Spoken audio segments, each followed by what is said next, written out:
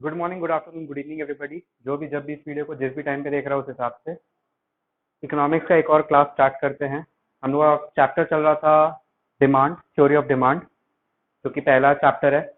उसमें कुछ पार्ट तक हम लोग आगे गए थे। हम लोग लास्ट डे क्या क्या किए थे एक बार रिकैप्चुलेट कर लेते हैं। क्या क्या चीज़ हम लोग ऑलरेडी कर चुके हैं। सबसे पहले हम लोग लास्ट डे देखे थे मीनिंग ऑफ डिमांड। डिमांड होता क्या है, उसका meaning, some basic terms such as desire and want and how are they related to demand। उसके बाद हम लोग स्पेसिफिकली डिमांड का डेफिनेशंस भी पढ़े थे। डिमांड के बाद हम लोग कुछ सर्टेन टाइप्स ऑफ डिमांड के बारे में जाने, जैसे कि इंडिविजुअल डिमांड और मार्केट डिमांड, दोनों का फीचर्स, दोनों कैसे इंटर रिलेट करते हैं, वो सब हम लोग देखे। नेक्स्ट हम लोग देखे थे कि what are the factors which affect the demand और the determinant of demand. Specifically last video में, लास्ट क्लास में हम लोग देखे थे what are the factors of individual demand. Market demand का फैक्टर्स अभी बाकी था। लास्ट क्लास में हम लोग सारा का सारा जो बहुत सारा पर्टिकुलर फैक्टर्स था जो कि इंडिविजुअल डिमांड को अफेक्ट करता है, उसको ऊपर या नीचे करने में हेल्प करता है, वो सारे फैक्टर्स को हम लोग देख लिए थे। लास्ट क्लास इंडिविजुअल डिमांड के फैक्टर्स हुए थे। इस क्लास में हम लोग स्टार्ट करेंगे मार्केट डिमांड के फैक्टर्स के थ्रू। तो स्टार्ट करते हैं।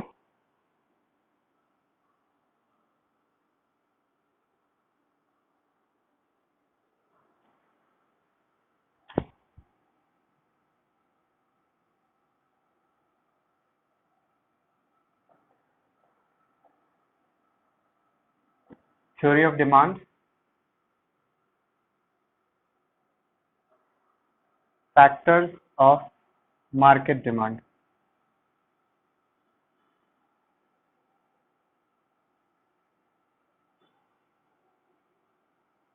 सबसे पहले तो एक चीज क्लियर कर देते हैं। हम लोग देखे थे कि individual demand is what. Individual demand is the demand of a particular person for a particular commodity at a given price for a given period of time. Market demand क्या था? Market demand is the sum total of all the demand, the sum total of all the demand of individuals in a particular market। यानी कि एक market में जितने भी individuals है उन सबके इंडिविजुअल डिमांड्स को अगर हम लोग ऐड कर दे तो जो डिमांड हम लोग को मिलता है वो उस पर्टिकुलर मार्केट का डिमांड होता है और उसको हम लोग मार्केट डिमांड बोलते हैं। तो बेसिकली एक मार्केट जो है वो इंडिविजुअल्स से ही बनता है।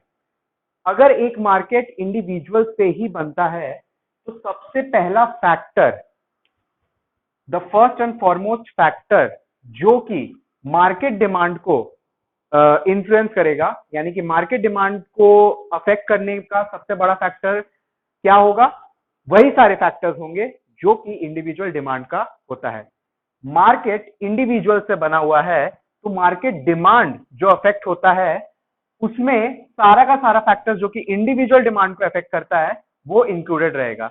यानी कि इंडिविजुअल डिमांड में हम लोग जो भी सारा फैक्टर्स पढ़े थे, जैसे कि price of the commodity, price of the related good, income of the individual and so on, ऐसे करके हम लोग बहुत सारा फैक्टर्स पढ़े थे। तो मार्केट डिमांड का फैक्टर्स में सबसे पहला वही सारा फैक्टर्स आएगा, उसको एक ग्रुप में हम लोग मान लेते हैं।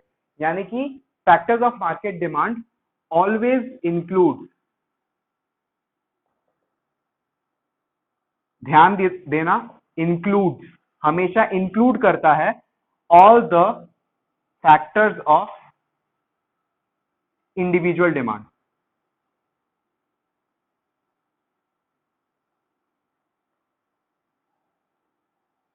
इसके अलावा भी कुछ और फैक्टर्स होते हैं, हम लोग वो देखेंगे। जो आगे फैक्टर्स हम बताने वाले हैं वो सारा सिर्फ और सिर्फ मार्केट डिमांड को अफेक्ट करता है, ना कि इंडिविजुअल डिमांड को अफेक्ट करता है। तो सबसे पहले तो ये चीज क्लियर करना बहुत ज्यादा जरूरी था कि market demand is sum total of all the individual demand. इसीलिए जो भी इंडिविजुअल डिमांड का फैक्टर्स होता है वो सारा का सारा इंक्लूडेड है in the factors of market demand.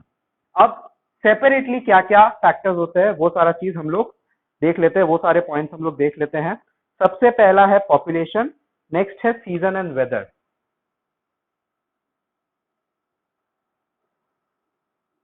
Population, उसके बाद है season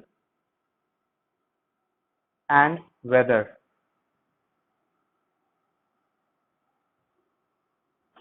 The next is government policy, state of business, distribution of income.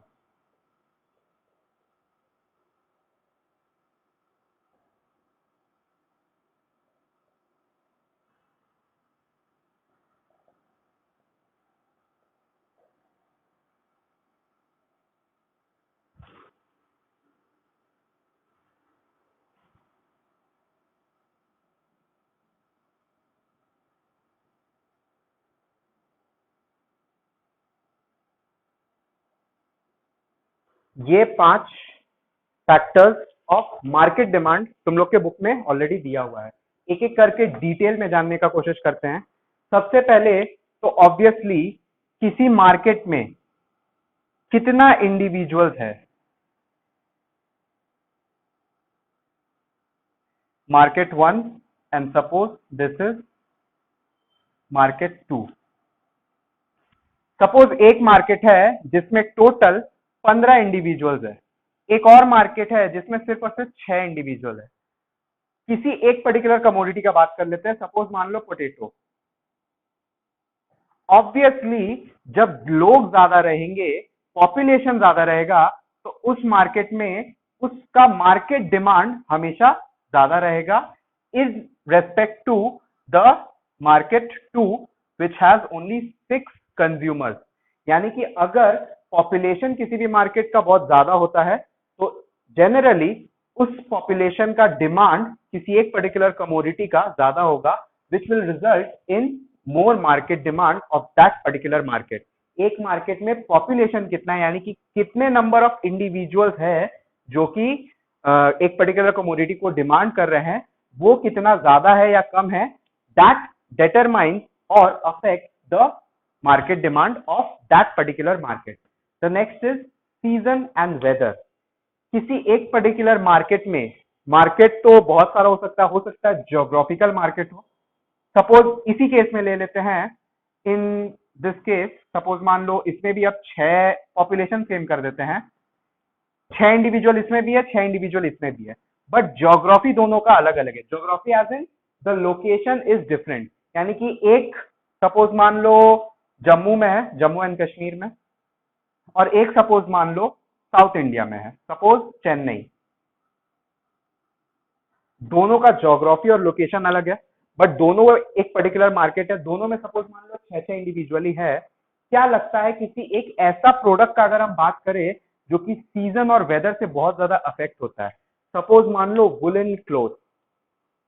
ठंड के सीजन में यहाँ पे बहुत ज्यादा वुलन क्लोथ का डिमांड रहेगा जम्मू एंड कश्मीर में। क्यों? क्योंकि ये मार्केट ऐसा है जहां पे सीजन और वेदर बहुत हार्श है, बहुत ज्यादा हार्श है, बजाय चेन्नई के। चेन्नई में हो सकता है जितना वेदर खराब हो जम्मू एंड कश्मीर में, उससे यूजुअली हमेशा कम ही रहता है खराब।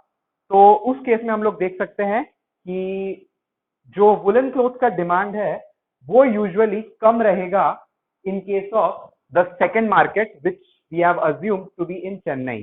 यानी कि अगर एक मार्केट है जहां पे सीजन और वेदर अलग अलग हो सकता है, तो अलग अलग मार्केट में सीजन और वेदर के हिसाब से उसका मार्केट डिमांड चेंज हो जाता है।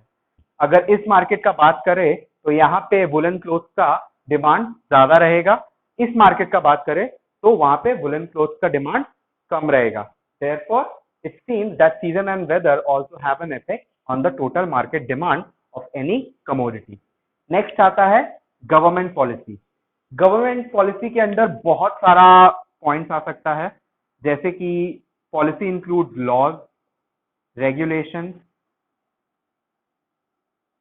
Taxes and so on. Government policies include many things, for example laws, regulation, taxes and so on.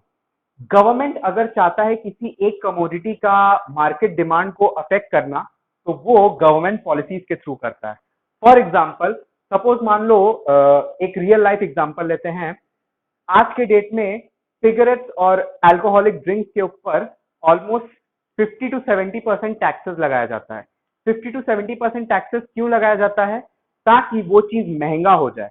अगर महंगा होगा तो ऑब्वियसली हम लोग देखेंगे अभी आगे कि as per law of demand कोई भी चीज अगर जिसका प्राइस बढ़ता है तो उसका डिमांड घटता है। गवर्नमेंट डायरेक्टली बैन नहीं कर सकता है क्योंकि वो फ्रीडम नहीं रहेगा तब कंज्यूमर्स के लिए कि वो क्या प्रोडक्ट चाहते हैं और क्या प्रोडक्ट नहीं चाहते हैं।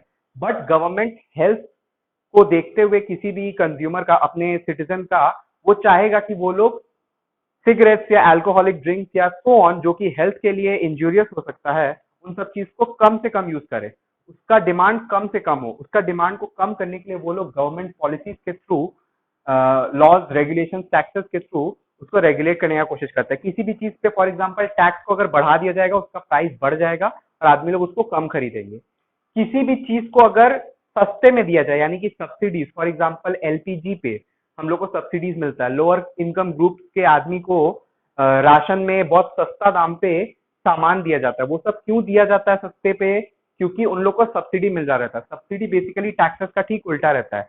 जैसे कि टैक्सेस में गवर्नमेंट हम लोग से पैसा लेता है, वैसे सब्सिडी के केस में गवर्नमेंट हम लोग को पैसा देता है। फॉर एग्जाम्पल एलपीजी का दाम अगर सपोज मान लो 900 रुपया है, तो आपको सिर्फ और सिर्फ 500 रुपया पे करना पड़ेगा। 400 रुपया अगर गवर्नमेंट सब्सिडी है तो 400 रुपया बेसिकली गवर्नमेंट आपके तरफ से उसको पे कर देगा या आपको दे देगा। इसका मतलब आपके लिए इफेक्टिवली उस एलपीजी का दाम 900 रुपया से घटकर 500 रुपया हो जाएगा। तो सब्सिडीज, टैक्सेस, रेगुलेशंस और लॉ के थ्रू भी गवर्नमेंट पॉलिसीज, जिसको बोलते हैं कलेक्टिवली, मार्केट डिमांड अफेक्ट हो सकता है। गवर्नमेंट पॉलिसीज के थ्रू गवर्नमेंट बहुत बार मार्केट डिमांड को ऊपर या नीचे करता है। नेक्स्ट आते हैं state of the business. State of the business से यहाँ पे मतलब एक टर्म समझाना ज्यादा जरूरी है। Business cycle, boom period, depression, recession and so on. Intricacies में नहीं जाएंगे और इन डिटेल में नहीं जाएंगे, बट बेसिकली हम लोग बोल सकते हैं कि धंधा कैसा चल रहा है। बहुत बार मम्मी पापा को बोलते हुए सुने होंगे, धंधा अभी मंदी चल रहा है, धंधा में मंदी चल रहा है। एज एन अभी ज्यादा ग्राहक नहीं है मार्केट में, कोई ज्यादा खरीद नहीं रहा। फॉर एग्जाम्पल अभी अगर हम लोग बात कर ले, in the verge of this global pandemic, अभी बहुत सारे ऐसे सर्विसेज है जिसका डिमांड एकदम घट गया है, उसका स्टेट ऑफ बिजनेस बहुत खराब है। For example tourism. टूरिज्म का अगर हम लोग बात करें,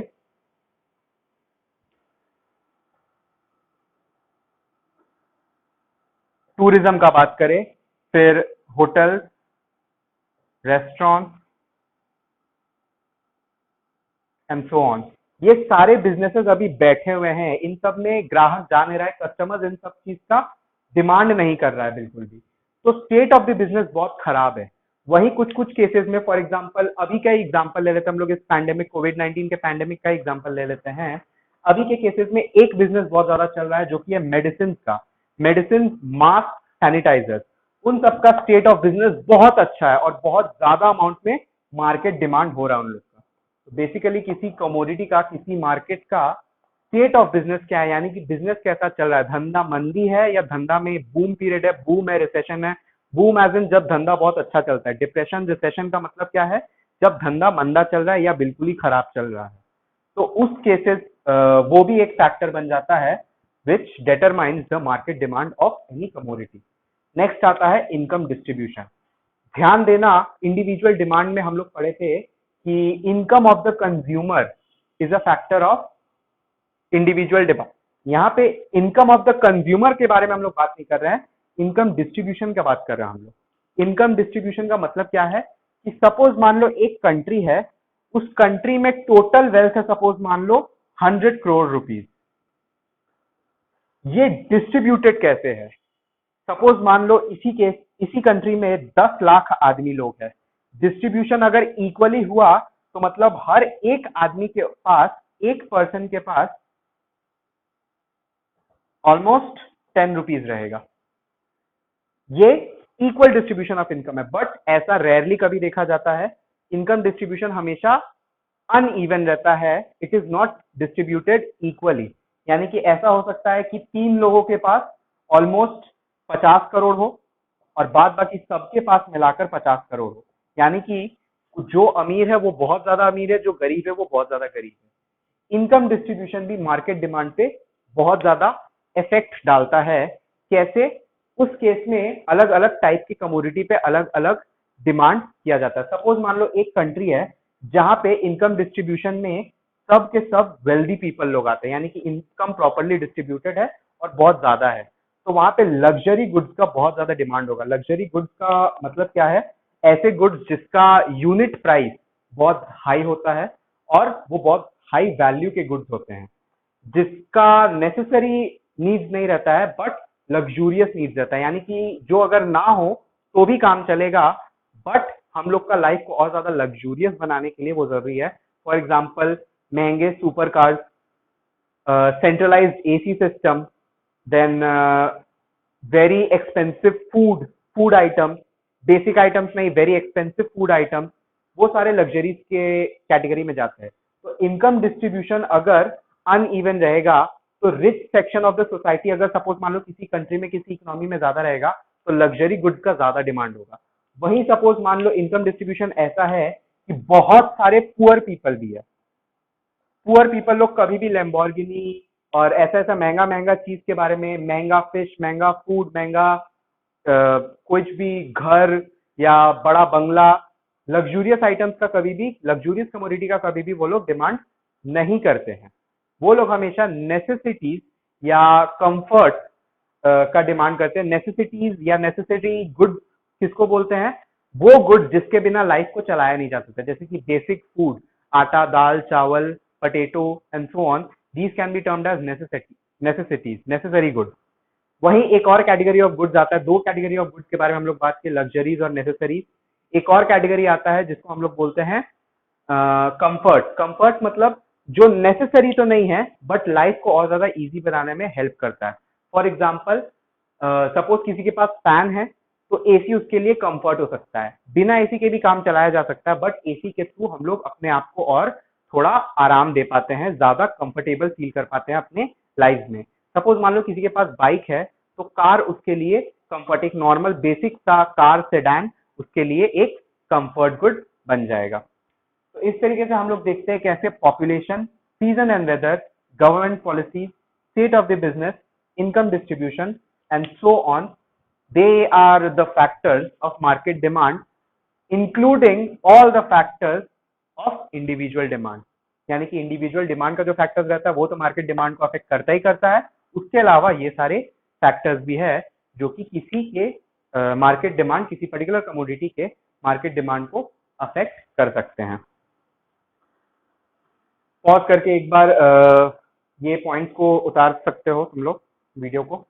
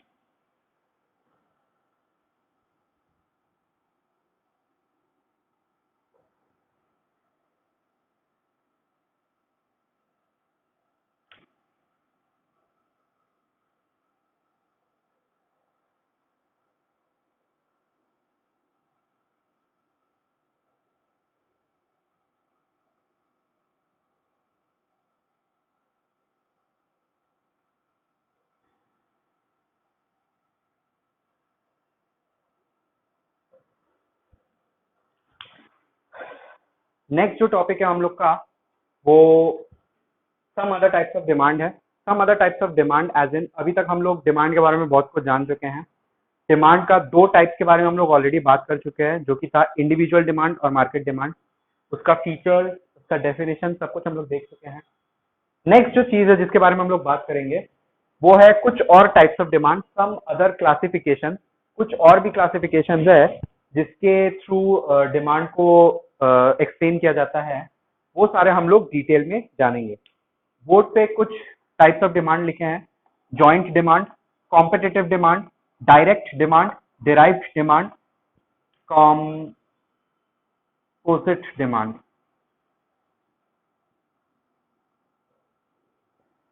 कॉम्पोजिट डिमांड तो basically joint demand, competitive demand, direct demand, derived demand, composite demand, इन सब के बारे में हम लोग को डिटेल में जानना है। डिटेल एज इन ये यूजुअली शॉर्ट क्वेश्चंस के लिए आता है, तो शॉर्ट डेफिनेशन सॉर्ट ऑफ हम लोग को जानना है। जॉइंट डिमांड, कॉम्पिटिटिव डिमांड को हम लोग एक ग्रुप में मान सकते हैं, डायरेक्ट और डिराइव डिमांड को एक ग्रुप में मान सकते हैं, कॉम्पोजिट एक सेपरेट मान सकते हैं। ये दोनों थोड़ा रिलेटेड है, ये दोनों थोड़ा रिलेटेड है, बेसिकली ऑपोजिट सॉर्ट ऑफ है एक दूसरे के ये दोनों। जॉइंट और कॉम्पिटिटिव के बारे में जानते हैं। जॉइंट डिमांड हमेशा ऐसे कमोडिटी का होता है जो कि एक दो ऐसे कमोडिटीज का होता है जो कि एक दूसरे का कॉम्प्लीमेंट्री हो।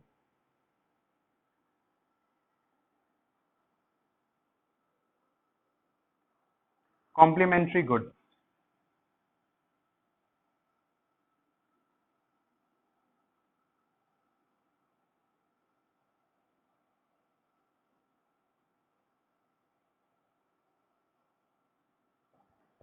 तो बेसिकली हम लोग बोल सकते हैं कि जॉइंट डिमांड जो होता है वो हमेशा कॉम्प्लीमेंट्री गुड्स का होता है, और जो कॉम्पिटिटिव डिमांड होता है वो हमेशा सब्स्टिट्यूट गुड्स का होता है। अगर याद नहीं है तो लास्ट क्लास में हम लोग कुछ स्पेसिफिक कैटेगरीज ऑफ गुड्स के बारे में बात किए थे, उसमें से ये दोनों भी एक था, कॉम्प्लीमेंट्री और सब्स्टिट्यूट गुड्स। कॉम्प्लीमेंट्री गुड्स के बारे में पहले थोड़ा सा एक बार रिकैप्सुलेट करवा देते हैं। Complementary goods are those goods which are demanded together and they cannot be used on their own। यानी कि कोई भी ऐसा पेयर ऑफ गुड हो सकता है या ग्रुप ऑफ गुड्स हो सकता है जो एक दूसरे के साथ डिमांड किया जाता है। For example pen and ink, इन दोनों के ग्रुप को हम लोग कॉम्प्लीमेंट्री गुड्स बोल सकते हैं। एक और एग्जाम्पल ले सकते हैं फ्यूएल एंड कार। नेक्स्ट हम लोग और भी बहुत सारा एग्जाम्पल ले सकते हैं, for example electricity and bulb. कभी भी अगर इन दोनों में से कोई भी एक चीज का अगर डिमांड होगा तो दूसरे वाले चीज का डिमांड भी होगा ही होगा। पेन बिना इंक के चलाया नहीं जा सकता, इंक बिना पेन के यूज नहीं किया जा सकता है। फ्यूल बिना कार के कोई काम का नहीं है, कार बिना फ्यूल के कोई काम का नहीं है। इलेक्ट्रिसिटी से बल्ब जलाया जा सकता है, बल्ब से के बिना इलेक्ट्रिसिटी का कोई यूज नहीं है। दूसरा यूजेस है बट लाइटिंग के लिए कोई और यूज नहीं है। तो बेसिकली ये सारे के सारे हम लोग के कॉम्प्लीमेंट्री गुड्स का एग्जाम्पल है। ऐसा टाइप का डिमांड को हम लोग बेसिकली जॉइंट डिमांड बोलते हैं। अगर इंग्लिश में फ्रेज करने का कोशिश करें तो क्या बनेगा? Joint demand is a classification of demand which includes that type of demand in which complementary goods, that is goods which are demanded together, are used। यानी कि ऐसा टाइप का डिमांड जिसमें दो पर्टिकुलर कमोडिटी या प्रोडक्ट एक साथ demand किया जाता है, जॉइंटली डिमांड किया जाता है, वैसे टाइप के डिमांड को हम लोग जॉइंट डिमांड बोलते हैं। इसी का ऑपोजिट हो सकता है competitive demand. Competitive demand, wait a second, competitive demand हम लोग का नेक्स्ट पॉइंट है। सब्स्टिट्यूट गुड्स के केस में कॉम्पिटिटिव डिमांड आता है। सब्स्टिट्यूट गुड्स का बारे में हम लोग पहले जान लेते हैं। सब्स्टिट्यूट गुड्स का एग्जांपल हो सकता है, सबसे इजी एग्जांपल है tea, coffee, diesel, petrol,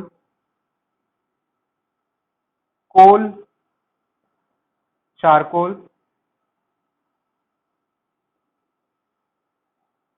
sugar, sucrose, so on. ये सारे के सारे सब्स्टिट्यूट गुड्स है। सब्स्टिट्यूट गुड का मतलब क्या है? ठीक ऑपोजिट ऑफ कॉम्प्लीमेंट्री गुड। जैसे कॉम्प्लीमेंट्री गुड एक दूसरे के साथ यूज होता है, ये दोनों एक दूसरे के अगेंस्ट यूज होता है। यानी कि अगर टी का डिमांड हो रहा है तो कॉफी डिमांड नहीं होगा, और अगर कॉफी का डिमांड हो रहा है तो टी डिमांड नहीं होगा।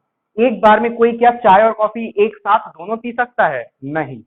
अगर डीजल का डिमांड हो रहा है तो पेट्रोल का डिमांड नहीं होगा, अगर पेट्रोल का डिमांड हो रहा है तो डीजल का डिमांड नहीं होगा। एक ही कार में कभी भी डीजल और पेट्रोल दोनों नहीं डाला जा सकता, या तो पेट्रोल डाला जाएगा या तो डीजल डाला जाएगा। कोल और चारकोल एक साथ नहीं यूज होता है, या तो कोल यूज किया जाएगा या तो चारकोल किया जाएगा। शुगर और सुक्रोज, सुक्रोज एक ऑल्टरनेटिव होता है नॉर्मल टेबल शुगर का, तो या तो शुगर से स्वीटनर के तरह शुगर को एज अ स्वीटनर यूज किया जाएगा, या तो सुक्रोज को एज अ स्वीटनर यूज किया जाएगा। तो बेसिकली दोनों में से कोई एक ही प्रोडक्ट हमेशा डिमांड किया जाएगा और यूज किया जाएगा, और ऐसा टाइप का ग्रुप ऑफ कमोडिटीज को हम लोग बोलते हैं substitute goods. So basically, competitive demand is what? Competitive demand is a type of demand in which commodities which are close substitutes to each other and can never be demanded together as a group is called competitive demand. यानी कि competitive demand किस type का demand को बोलते हैं हम लोग? ऐसा डिमांड जिसमें सब्स्टिट्यूट गुड्स यानी कि ऐसा टाइप का ग्रुप कभी भी डिमांड होता है तो उसको हम लोग competitive डिमांड बोलते हैं। नेक्स्ट आता है direct demand and derived demand. Derived demand का मीनिंग पहले बताते हैं तो डायरेक्ट डिमांड ज्यादा इजीली समझ में आ जाएगा, और डायरेक्ट डिमांड सिंपल भी है।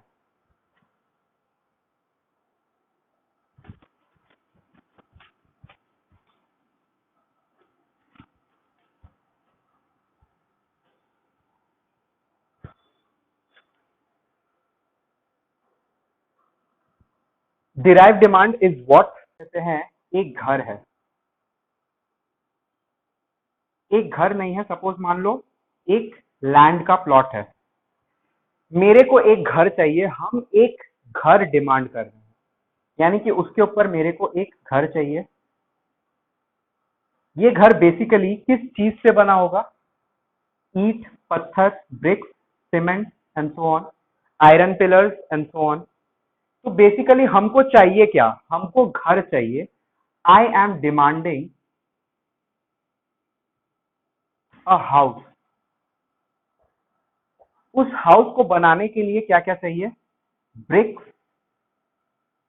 रॉड्स, आयरन रॉड्स, फिर सीमेंट एंड सो ऑन। घर को हम डायरेक्टली डिमांड कर रहे हैं हाउस को, बट उसको बनाने के लिए bricks, rod, iron, cement so on, हमको ये सारा चीज चाहिए। हमको क्या अगर सिर्फ ब्रिक्स, रॉड, आयरन, सीमेंट ये सारा चीज दे दिया जाएगा तो क्या हम एक्चुअली में वो चीज डिमांड कर रहे थे? नहीं, उससे बनने वाला चीज जो कि हाउस है हम उसको डिमांड कर रहे थे। इसी केस में हमको ये चीज चाहिए बट इसके ओरिजिनल फॉर्म में नहीं।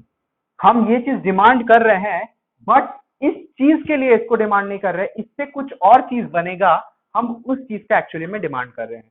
इसी केस में हम लोग बोल सकते हैं कि यहाँ पे इन सब का डिराइव्ड डिमांड हो रहा है। ये जो पूरा डिमांड है ये डिराइव्ड डिमांड है, और हाउस का डिमांड डायरेक्ट डिमांड है। The demand of house in this case is direct demand. The demand of bricks, iron rods, cement and so on, the building material, is derived demand. Derived demand is a type of demand in which the commodity is not demanded on its own directly but is demanded for some other purpose, which is the actual direct demand. Direct demand is what? Direct demand is the demand of that type of commodity which is final and the consumer will use it as it is. यानी कि इस चीज को consumer इसी के तरह use करेगा। House को हम लोग हाउस की तरह यूज करेंगे, हाउस को फर्दर हम लोग किसी और चीज में ट्रांसफॉर्म नहीं करेंगे। But derive demand and user directly इस टाइप के कमोडिटीज को यूज नहीं करता है, वो लोग पहले उसको किसी और चीज में ट्रांसफॉर्म करता है तब जाके उसको डिमांड करता है। इसी का हम लोग एक और एग्जांपल ले सकते हैं। For example the services of tailor. Example ले लेते हैं, डायरेक्ट डिमांड का एग्जाम्पल एक हो सकता है शर्ट, और उसी केस में उसका डिराइव डिमांड हो सकता है सर्विसेज ऑफ टेलर। टेलर सिलाई करता है तो उसका एक भाड़ा लेता है, उसका एक चार्ज लेता है। कोई भी टेलर अगर चार्ज ले रहा है तो वो अपना एक सर्विस प्रोवाइड कर रहा है। डिमांड गुड्स और सर्विसेज दोनों का होता है। तो बेसिकली हम लोग बोल सकते हैं कि जो सर्विसेज है, हमको एक्चुअली में उसका सर्विसेज चाहिए, बट उसके सर्विस से हमको कुछ नहीं मिलेगा।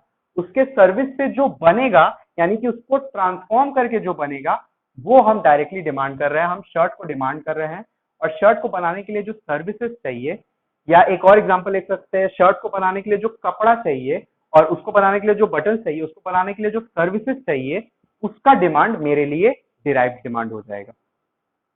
होप सो यहां तक क्लियर है। नेक्स्ट एक और टाइप ऑफ डिमांड बचा है, जो कि है कॉम्पोजिट डिमांड। कॉम्पोजिट डिमांड क्या है हम लोग जानते हैं। कॉम्पोजिट डिमांड बेसिकली ऐसा तरह का डिमांड को बोलते हैं जिसमें कोई ऐसा कमोडिटी या गुड्स का डिमांड किया जाता है जिसका मल्टीपल यूजेस हो।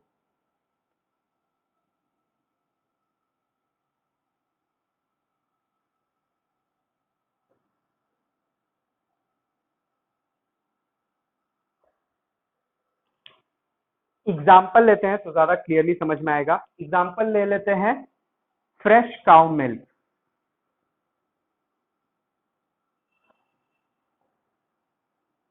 सपोज मान लो एक फैक्ट्री है, जो कि एक ग्वाला है, उसके पास 10 गाय है। 10 गाय से हर रोज 20 लीटर दूध निकलता है। वो 20 लीटर दूध को हम लोग फ्रेश काउ मिल्क बोल सकते हैं। वो जो फ्रेश काउ मिल्क वो फैक्ट्री सपोज मान लो मंगवाता है और उससे बहुत कुछ बनाकर बेचता है। तो वो फैक्ट्री जो फ्रेश काउ मिल्क का डिमांड कर रहा है, वो उससे बहुत सारा चीज बना सकता है। क्या क्या चीज बना सकता है? वो उससे स्किम्ड मिल्क, यानी कि एकदम लास्ट में जो बिना फैट का दूध रहता है, स्किम्ड मिल्क बना सकता है। वो उससे चीज बना सकता है, वो उससे बटर बना सकता है, वो उससे क्रीम बना सकता है, एंड सो ऑन। तो एक ऐसा टाइप का कमोडिटी का डिमांड जिसका मल्टीपल यूजेस हो, बहुत सारा यूजेस हो, उस तरह के डिमांड को हम लोग कॉम्पोजिट डिमांड बोलते हैं। Composite demand is a type of demand in which a certain type of commodity is demanded which has various multiple uses, that is, it is not used for any particular purpose but can be used for a variety of purposes. तो यहाँ पे हम लोग देख सकते हैं skimmed milk, चीज, butter, cream, वो एक चीज से, फ्रेश काउ मिल्क से ये सारा चीज बना सकता है। तो जिस चीज का मल्टीपल यूजेस रहता है उसका डिमांड को हम लोग कॉम्पोजिट डिमांड बोलते हैं। उस फैक्ट्री का डिमांड को हम लोग कॉम्पोजिट डिमांड बोल सकते हैं। आज हम लोग बहुत डिटेल में अभी तक जो कुछ भी पढ़े हैं, होप सो समझ में आया होगा। ये चीज आगे भी बहुत जगह यूज होने वाला है। नेक्स्ट क्लास में हम लोग बहुत इंपॉर्टेंट पार्ट स्टार्ट करेंगे, लॉ ऑफ डिमांड। उसके लिए डिमांड अभी तक जो कुछ भी पढ़ाए हैं उसका थोड़ा बहुत नॉलेज होना बहुत ज्यादा जरूरी है। तो अच्छे से रिवीजन कर लेना। आज का क्लास यहीं पे खत्म करते हैं और मिलते हैं नेक्स्ट वीडियो में, नेक्स्ट क्लास में। Thank you, bye bye.